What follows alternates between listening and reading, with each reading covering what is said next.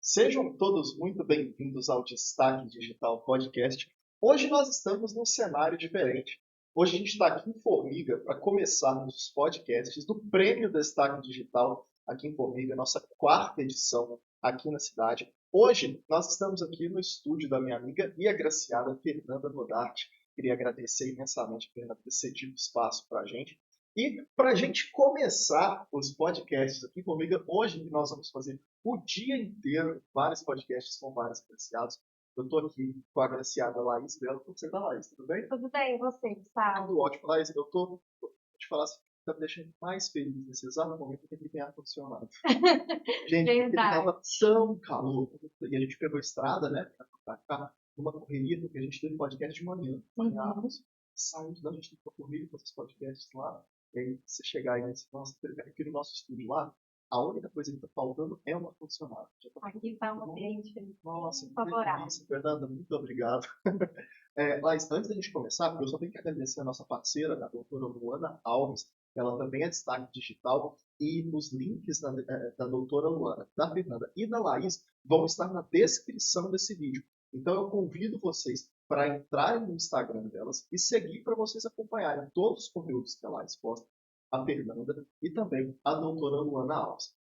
Laís, vamos lá, seja bem-vinda, tudo bem? Tudo bem, e você, Tudo Gustavo? jóia. Para a gente começar, se apresenta. Quem é a Laís? Conta um pouquinho da sua história pra gente. Primeiramente, eu queria agradecer o convite, estar aqui por um motivo tão especial, falar sobre mim e sobre minha profissão. A Laís é conhecida também como Tia Laís. O que acontece, Gustavo? Desde criança, o meu sonho sempre foi ser professora.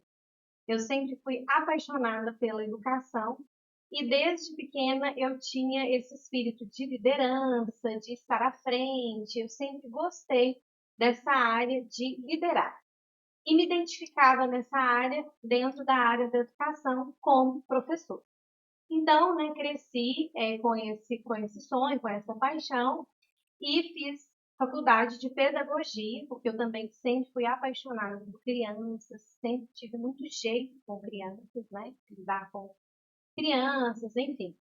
E fiz o curso de pedagogia pelo Unifor, né? Aqui mesmo em Formiga, Minas Gerais, minha cidade natal. E me senti realizada durante o curso, onde eu me descobri e eu vi que era realmente aquilo que eu queria para a minha vida. Dentro mesmo da faculdade, já cursando pedagogia, eu já entrei para a área da educação. Eu já comecei a trabalhar. Tive experiências em lugares públicos, municipais, e uma entidade também, Patronato São Luís, aqui em Formiga, e também tive experiência em escolas privadas, né, conhecidas como as escolas particulares. No decorrer da minha trajetória, né, como pedagoga, como assistente de coordenação, como também coordenadora, que eu atuei como coordenadora, no decorrer dessa caminhada, nós vamos criando uma bagagem, né, de conhecimento, de experiência. Você vai apostando naquilo que você acredita, nos seus valores. E com isso, eu comecei, além de trabalhar, né, em um lugar fixo, que eu era CLT, eu comecei também a dar aulas particulares. No começo, foi apenas como um ganho a mais, para acrescentar na renda. E depois se tornou algo apaixonante, que eu me identifiquei, porque com as aulas particulares, eu não ajudo apenas a criança, eu ajudo também uma família que está por trás disso. Então, foi no ano de 2022, fim do ano de 2022, onde eu optei por deixar o ambiente escolar e trabalhar apenas com as aulas particulares, que são a domicílio ou no meu espaço. Sim. Então, como Formiga é uma cidade, né, pequena, os pais preferem que eu vá até a casa pelo conforto, Sim. correria do dia a dia, os pais, né, não precisam se preocupar, eu chego, faço o que tiver que ser feito, vou embora e o pai fica ali no seu conforto. Mas aquele pai também que precisa de um lugar para o filho, às vezes quer mudar o ambiente, tudo, também atendo no meu espaço. E foi um passo muito grande que eu dei na minha vida, assim, uma decisão que deu um frio na barriga, né? Porque você deixar uma CLT onde você se acha garantida, né? E começar a trabalhar sozinha é um desafio muito grande. Então, eu comecei em janeiro de 2023 com receio de não ter alunos e foi onde me surpreendi. A minha agenda simplesmente lotou e eu comecei o trabalho também com as redes sociais, de divulgação, tanto de conteúdo pedagógico, quanto às vezes alguns vídeos para descontrair nessa área de educação. E assim foi sendo. Entendi. É bacana assim, você está desde 2022, você falou? Desde 2023, apenas com as aulas apenas com as aulas particulares. particulares. Mas antes eu já também já dava aula particular. E qual que é a principal diferença que você viu assim, a partir do momento que você fez essa mudança total, assim? A principal diferença que eu pude observar é que o professor em escola, né, no ambiente escolar, ele precisa lidar com a sala no geral. Então, você não pode se comprometer apenas com aquele aluno que tem dificuldade, você não pode se comprometer apenas com aquele aluno que precisa de mais ajuda, que não tem apoio familiar. Você não pode, você precisa se direcionar à sala toda, né? Então, fica um papel da escola e da família de movimentar aquela criança que precisa de mais ajuda. Sim. Com as aulas particulares, eu já posso focar naquela criança de forma singular, de forma individual, onde a criança vai ter total apoio. Mas o meu trabalho não é apenas para crianças com dificuldade, com algum transtorno, algum distúrbio, não.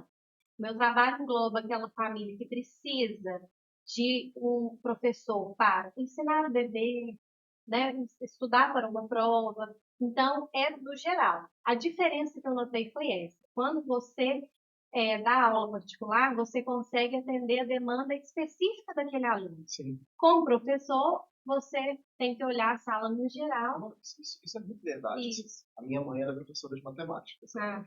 E eu sempre tive facilidade nessa matéria por conta disso.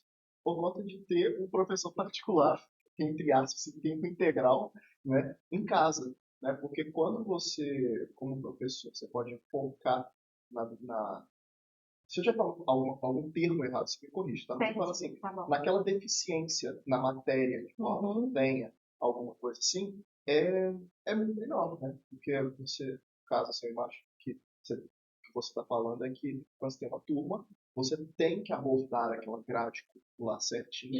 Isso. E se um aluno trava em alguma matéria, você não pode travar aquela matéria para o aluno inteiro, para a turma inteira. E deixar aquele aluno. Exato. Outra coisa também que acontece é que a escola ela precisa seguir um protocolo. Sim. Então, o professor nem sempre pode ser tão direto, né? Aquela comunicação com a família de forma direta. Então, a escola tem todo um protocolo onde precisa ser seguido. Primeiro, você passa para a coordenação, um caso específico. A coordenação vai avaliar aquele caso e assim vai perceber se chama a família ou não. E lidando com as famílias de forma direta, como eu lido, eu já posso conversar ali tete a tete com os pais, expor as situações de forma mais assertiva, mais direta, né? Também não tiro a razão, menos burocrática. Por quê? Não tiro a razão da escola. O ambiente escolar precisa sim ter regras, procedimentos específicos, mas também sou muito feliz pela autonomia que isso me dá com as aulas. E eu imagino assim, obviamente, para você entrar na área da tecnologia, você deve amar interagir com criança, né? Assim, Sim, gosto muito. E deve ser, eu imagino que deve ser o máximo, né? Eu já, antes de eu ter o destaque digital, eu cheguei a dar aula de inglês, mas eu não tinha alunos crianças, né? Era mais alunos adultos. E eu já achava o máximo quando eu conseguia, sabe? Eu lutava pela dificuldade e eu conseguia ensinar. Eu acho que na de criança deve ser melhor ainda, né? Com certeza, porque você trabalhar com criança é você trabalhar com uma energia pura, uma inocência o tempo todo, né? As crianças, o que elas te falam vem do fundo do coração. Então, a criança, ela representa amor na vida de um professor. E você poder pegar aquela criança tudo que não sabe ler, não conhece as palavrinhas, não sabe escrever, e você vê a evolução dela dia após dia, aula após aula, isso é muito satisfatório. E a criança, ela demonstra nas emoções, Sim. né? Através de muita alegria, ela te abraça, ela é afetiva, é diferente. Então é muito satisfatório, sim, trabalhar com criança. Mas e como que você viu? Perdão, você trabalha com a parte de aulas particulares tem quanto tempo? No total, No total. desde 2014. Você viu, então, desde 2014, você viu toda a evolução dessa parte da gente profissional trabalhar com redes sociais? Sim, Que antes não era tão importante, aí foi crescendo, aí chegou a pandemia, ficou fundamental, fundamental. né? E você hoje, assim, sendo destaque digital, né? Então, a pesquisa do destaque digital, a gente faz uma análise assim, do Instagram de vocês e tudo, e a gente levanta os melhores trabalhos, por assim dizer. Então, assim, eu queria saber de você qual que é a importância que você dá hoje para você, eu digo não no geral, mas assim, do seu trabalho mesmo, do uso das redes sociais, né? Seja assim, não só o Instagram, mas o atendimento do WhatsApp, que hoje Com não certeza. tem como, né, a gente ficar É. sem. Então, se você utiliza outras redes sociais, tem Facebook, TikTok e tudo mais, como que funciona o seu dia a dia hoje nessa questão desse trabalho digital que você faz? Isso. O principal foco meu hoje é o Instagram. E foi através dele que eu pude divulgar esse processo de transição de carreira, de professora do ambiente escolar para o ambiente particular, como professora particular, né? E o Instagram foi uma ferramenta fundamental, porque eu tive muita visibilidade com ele. As pessoas gostam de ouvir sobre nós, as pessoas gostam de ouvir o que você tem a dizer. Então, quando eu abri uma agenda nas férias, porque eu trabalhei janeiro todo de 2023, quando eu abri uma agenda nas férias, me comunicando no Instagram, divulgando isso, o retorno foi por lá, né? O retorno que o Instagram me deu foi fundamental nesse processo. Me perdoa a pergunta, você teve julgamento? Não. Eu digo assim, a pessoa fala assim, não mexe, não sai da escola, né, online. Sim, julgamento sem ser nas você vai redes perder a sociais. segurança financeira, por Sim, exemplo. eu tive. Colegas de profissão que falaram, não acredito que você vai fazer isso. Nossa, e se não tiver aluno? E nas férias você não vai trabalhar, logo você não vai receber. Nossa, você é doido, ir na casa dos outros. Eu ouvi muito isso. Trabalho. Aqui você tem garantia. E na verdade, né, Gustavo, você sabe que na nossa vida nós não temos garantia de nada. Que a gente tem que garantir o nosso trabalho, a nossa seriedade, e dessa forma honesta, você trabalhando, você se garantir trabalhando, seja em qualquer área. Porque a garantia em si daquele emprego a gente não tem, né? Então, eu tive muitos julgamentos e se eu tivesse olhado para eles, eu não estaria onde eu estou hoje. E também conselho de mãe. A minha mãe era a que mais me apoiava. Ela falava, Laís, por que você não deixa a escola, faz a sua aula particular? Aí, quando você ouve o conselho de uma mãe também, pesa muito. Então, foi o que pesou muito. Eu ficava com um pouco de receio, mas eu fui confiante que iria dar certo. Aconteceu esse ano semelhante comigo, por assim dizer, com o podcast. Porque eu comecei o podcast lá em Arcos, ano passado, em outubro.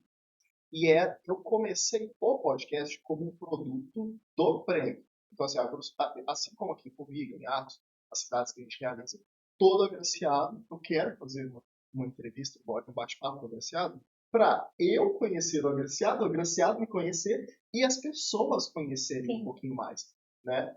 Só que eu gostei tanto lá de fazer podcast, de conhecer pessoas, eu falo assim, gente, eu estou recebendo só pessoa incrível, assim, por conta de estar sendo premiado. Então, assim, a gente fez uma seleção, né, das pessoas para receberem o prêmio. Então, cada dia são pessoas muito tops, assim mesmo, e com cabeças e histórias diferentes. Isso. E aí eu comecei a gravar e eu falei, gente, eu tô amando isso aqui. Só que aí entra o empecilho que eu tive, que foi o seguinte, a gente fazia o prêmio destaque em 30 cidades. A gente chegou a ser a premiação mais presente no estado. E nem falando de questão financeira. A minha meta era assim, que você vai ter o seu troféu de destaque. Às vezes você vai em outra cidade, você vai para a cidade tal, você vai no estabelecimento, vai ter um troféu de destaque lá. Eu queria que fosse, só que eu comecei a fazer o prêmio, comecei a gostar, E falei, gente, eu não vou conseguir fazer todas essas. Eu vou ter que mudar a minha forma de trabalhar completamente se eu quiser seguir com o podcast. E eu tomei a decisão de desvincular o podcast do prêmio.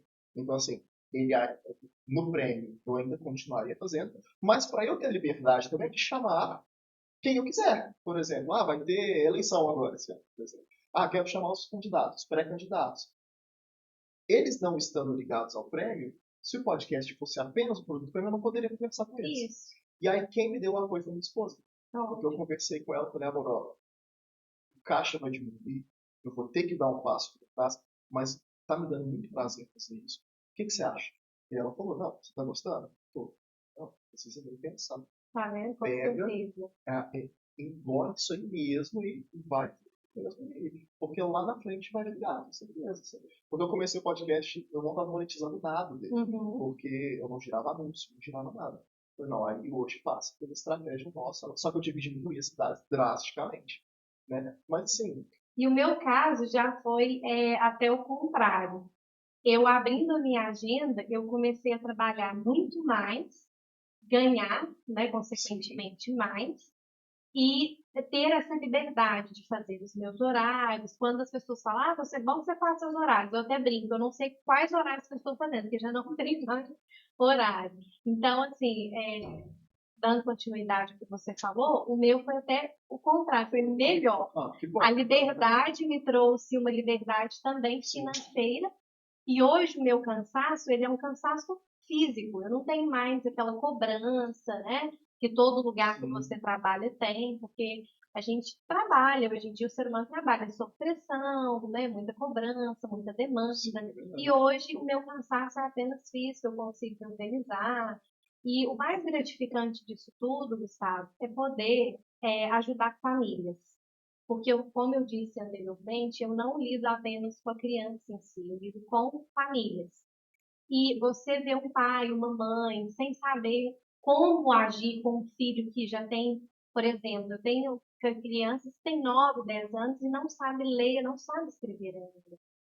Como pedagoga, eu não posso dar diagnósticos, mas eu oriento famílias para que elas busquem neurologistas, neuropediatras, terapeutas, psicólogos. É um trabalho conjunto, é uma rede de apoio. E isso é muito gratificante.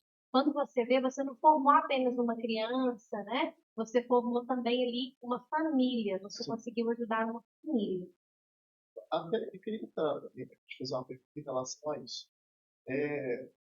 Hoje, como que funciona, Laís? Eu estou pensando como que eu elaboro essa pergunta para não perguntar ela de uma forma errada ou equivocada. Como que você trata essa questão com os pais? Porque às vezes, eu já escutei conversas assim de, às vezes, o pai está com o filho, por exemplo, que tem um grau de autismo, alguma coisa assim, só que o pai não aceita. E ele, não tem, eu tenho dificuldade, isso aqui, tudo. E eu acredito que, pela sua profissão, você já tenha passado por casos assim, né? Você precisar conversar com pais e os pais não quererem acreditar ou não aceitarem. Como que faz nesse caso? Então, eu sou uma pessoa, Gustavo, muito direta e muito sincera. Eu faço as aulas de sondagem com a criança, eu já começo a perceber comportamentos diferentes, eu já começo a ver uma dificuldade ali no ensino-aprendizagem que não está de acordo com a idade da criança. Então, eu já falo com os pais de forma direta. Olha, eu tenho observado isso do seu filho, mas eu não posso lidar com achismos. Então, eu já oriento que procure um profissional e eu não vou te mentir, modéstia à parte, eu nunca errei um diagnóstico que eu fiz comigo mesma, né? Por exemplo, nossa, tal criança tem dislexia, mas eu não vou virar para o pai e falar que a criança tem dislexia. Eu oriento que ela procure um profissional. Passa pouco tempo, o pai procura e fala: Tia Laís, você estava certa, meu filho tem dislexia.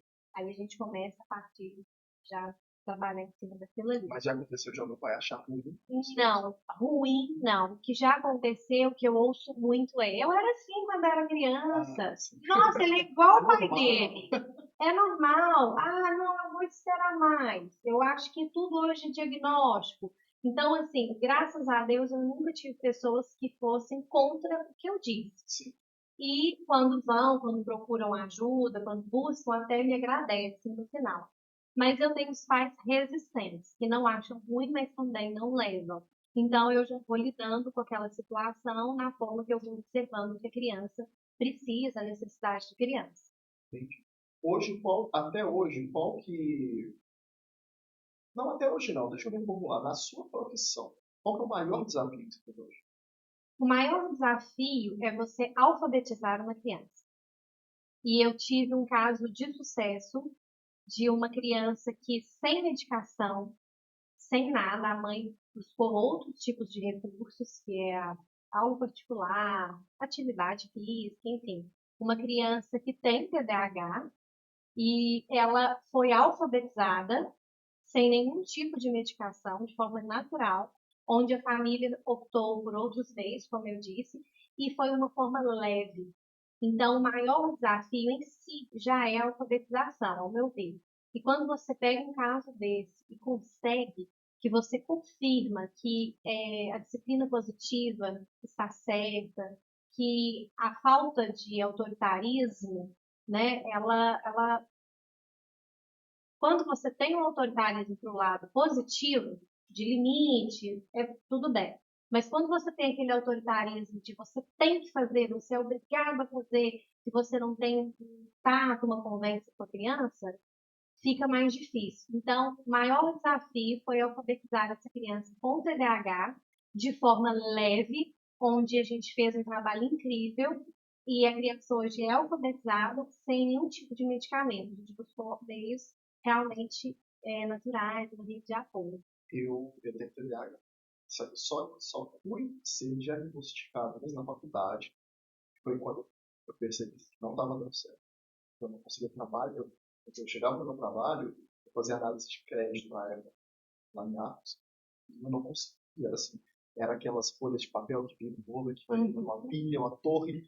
E aí, só que hoje eu acho que eu também consegui chegar num momento em que eu já consegui organizar, sabe? Porque antes eu precisava de talento. Isso, Faculdade, eu olha que bom. precisava. E aí hoje chegou. Eu dou umas viajadas ainda, sabe, Laís? De vez em quando, se você conversar no papo de 10 minutinhos com a minha esposa, ela vai te contar cada coisa assim. Mas hoje eu já cheguei num ponto que assim, eu não preciso para trabalhar, para estudar, para nada disso, sabe? Eu já montei um modelo na minha mente assim, de como que eu vou fazer, né, para seguir a vida sem precisar de um medicamento. E identificando isso mais cedo é cada vez melhor, né? Com certeza, com certeza. Tudo aquilo que a gente consegue observar desde a infância é muito melhor, porque, como eu disse, você busca meios, Sim. né? Hoje eu sei lidar com essa criança de forma leve, tranquila, sem bater de frente. As aulas são, assim, aulas que dão certo, você nem vê o tempo passar. Porque a criança, o adolescente, é isso. Se você bate de frente, se você quer desafiá-lo, é pior. Você conquista, você traz com jeito para que você possa fazer o seu trabalho, conseguir ali dela o que você precisa. Então, dessa forma, eu alfabetizei essa criança que eu considero como um caso de sucesso, além de vários outros. Mas hoje, infelizmente, os pais ainda buscam, sim, o remédio, né? Ainda buscam esse meio de dar remédio para criança, tudo tem diagnóstico, e não buscam outros meios. Não, mas espera aí, ela precisa mesmo de remédio, tem outras formas. Às vezes eles querem encurtar o processo. Quando o processo é encurtado, é mais difícil. Quando você dá tempo ao tempo, a criança vai chegando no lugar. Mas como os pais às vezes têm esse receio, mas meu filho vai ficar grande já sem saber, eu prefiro optar pelo remédio. São casos e casos. Hoje eu consigo falar que eu posso alfabetizar uma criança com ou sem remédio. E isso é muito bom. Mas eu queria agradecer a sua participação no podcast. Queria te dar os parabéns por você estar aqui digital, por todo o trabalho que você faz. Eu brinco, assim, em todo podcast que eu faço com algum agraciado, eu falo que assim, A nossa premiação, a gente avalia o desempenho de vocês nas redes sociais. Mas eu tento plantar na cabeça de todo mundo que o digital hoje reflete o trabalho que você faz fora. Então, assim, no digital você tem que saber atender, você tem que saber tirar dúvidas, você tem que saber se programar, você tem que saber fazer um monte de coisa. Se você faz isso no digital, por que você não faria fora do digital, né? Então, queria te dar os parabéns. Obrigada. Digital. E eu queria agradecer ao Manuel, que esteve por trás das câmeras, e agradecer a você que assistiu ao podcast até aqui. Eu convido você a se inscrever no nosso canal, para sempre que nós soltarmos mais convidados daqui de Formiga, você ser notificado aí no seu celular. E deixe o like, compartilhe esse vídeo para as pessoas conhecerem um pouquinho mais da história do Laís e também sobre a pedagogia, que eu acho que é um assunto hoje fundamental, né, da gente conversar. Então é isso, pessoal. A gente vai ficando por aqui. Um abraço e até o próximo vídeo. Obrigada.